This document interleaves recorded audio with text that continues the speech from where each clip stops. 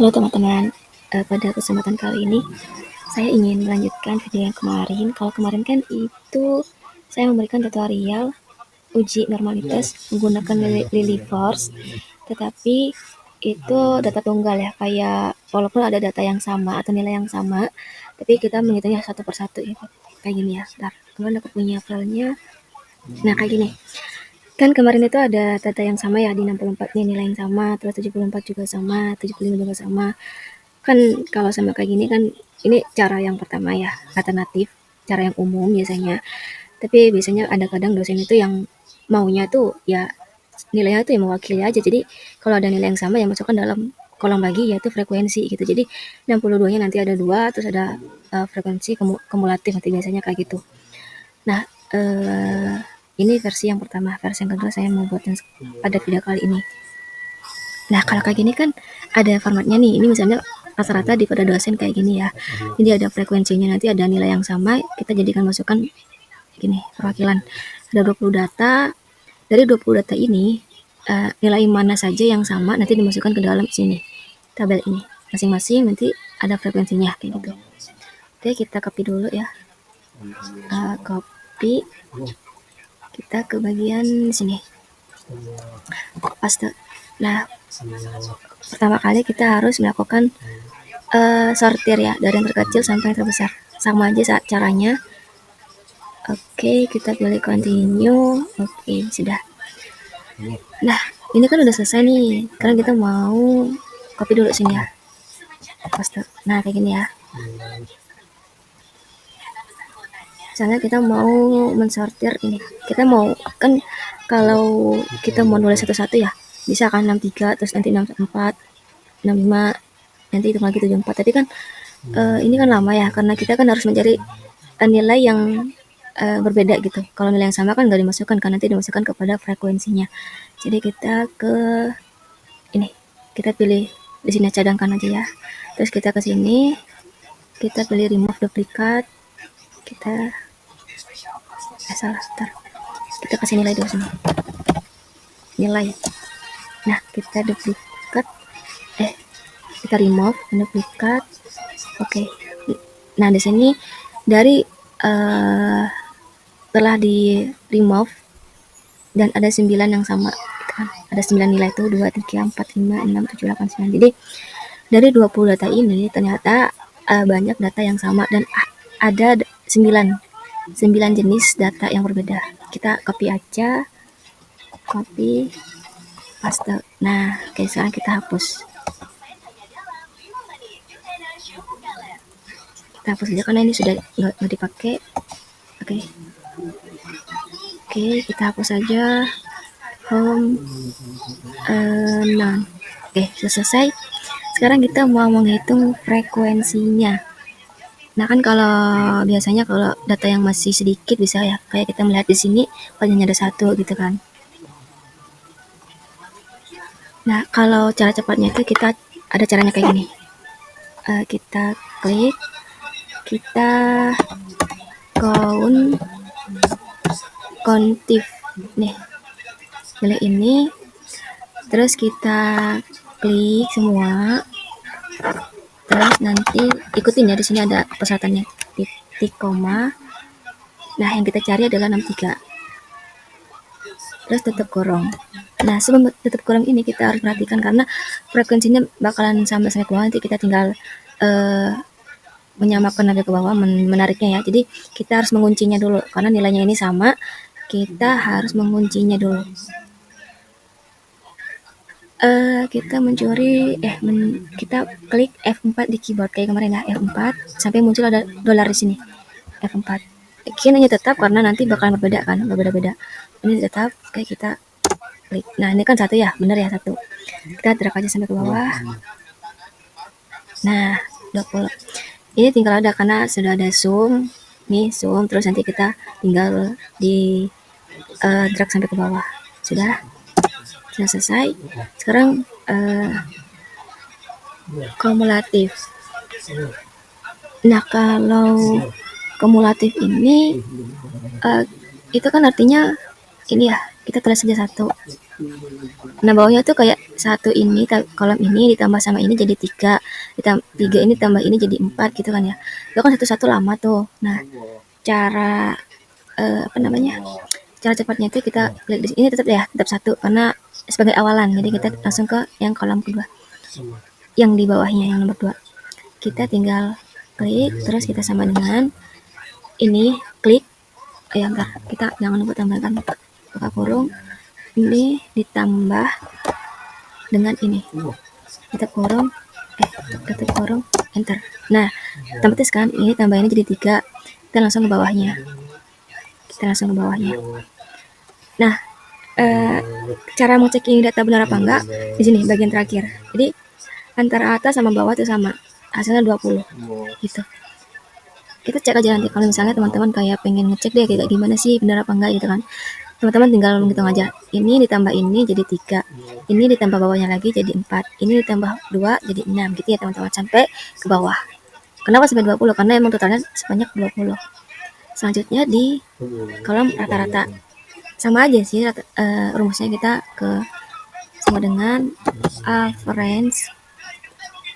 Terus kita klik ini sampai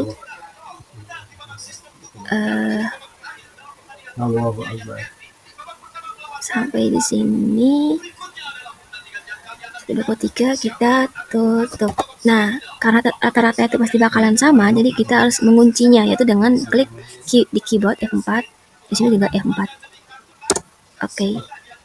Sudah selesai, kita drag sampai ke bawah. Bakalan sama. Terus kita ingin stdef. Stdef itu kita menggunakan rumus yang sama ya. Kalau kemarin kayaknya ada kesalahan ya, stdef tapi nggak ada stdp-nya. Jadi yang benar ini stdp ini. Karena kita menggunakan populasi, kita pakai populasi. Ada yang aku kemarin pakai ini ya. Pakai ini kan kemarin. Bisa juga, cuman karena ini kita pakai yang populasi, kalau pakai sampel. Aku mau coba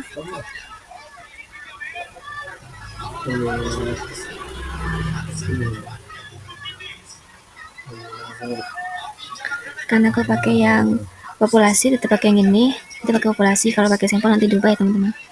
Kita pakai yang stdp, kita pakai yang ini sebanyak populasinya. Kalau pakai sampel kan pakai yang ini. Jadi kita tinggal kerja. Oke, kita kita harus F4 menguncinya karena pasti bakalan sama.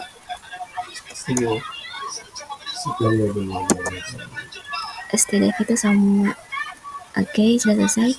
Z-nya kita menggunakan rumus Z itu nilai X dikurangi dengan rata-rata. Nah, ini kan ada keterangannya, teman-teman menyesuaikan. Kita Z sama dengan tetap buka kurung, nilai X dikurangin ini ya, dikurangin dengan rata-rata, lalu dibagi dengan std. Oke, paste. Kita harus menguncinya. Kalau E-nya ya, kalau X-nya ya itu nggak usah dikunci karena bakalan beda. Tapi kalau antara rata-rata sama std-nya sama, kita F4 sampai muncul dolarnya F4. Oke, X. Kita drag sampai ke bawah. Nah, bakalan berbeda karena ini menyesuaikan ini E5, ini E6 gitu. Selanjutnya di tabel selanjutnya tentang EZ, berarti kita FK dibagi banyak semua data gitu kan. Oke, kita sama dengan buka kurung, kita ke ini dibagi dengan banyaknya data itu ada 20. Nah, itu kurung. Tapi kita ingat lagi karena total ini ya, ini kan ada dibagi semua data kan 20, jadi sama F-nya. Kita klik F4 dikunci biar nanti mendrag ke bawahnya tuh kayak gampang gitu. Ininya nggak usah dikunci karena berbeda ininya. Oke, kita drag sampai ke bawah.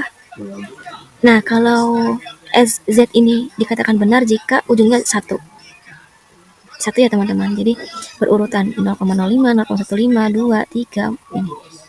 gitu. Kalau kemarin kan kita mendraknya ya langsung kan, karena ini satu-satu, tapi kan karena kita data kumulatif, jadi kita menggunakan yang frekuensi dari kumulatifnya gitu ya teman-teman. Selanjutnya di bagian kolom FZ di sini menggunakan rumus norm dis. Oke.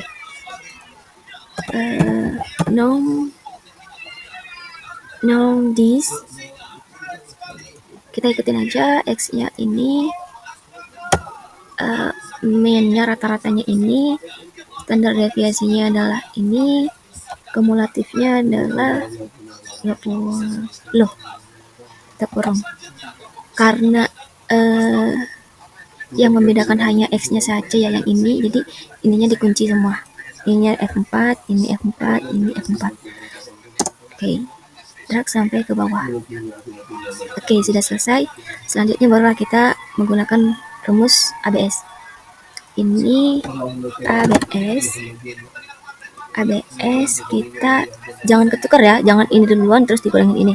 Jadi ikutin rumusnya dari FZ baru SZ.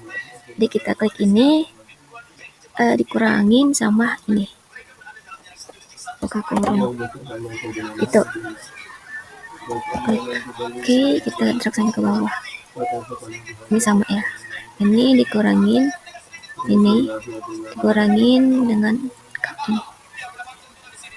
Oke, sudah selesai. Sekarang menghitung next atau L hitung itu jadi keseluruhan, jadi nanti bakalan sama ya teman-teman. Jadi kita tinggal blok aja sama dengan max, tinggal blok aja. Oke, karena sama jadi kita tinggal F4 aja. F4 kita. Oke, selesai. Nah, kalau L tabel ini kita mencari di Google ya kayak kemarin. Kayak gini, kita cari L tabel Liforce. Kita pakai cara yang kemarin karena datanya ada 20. Oke, kita pilih yang ini karena datanya ada 20. Nah, ini ada 20.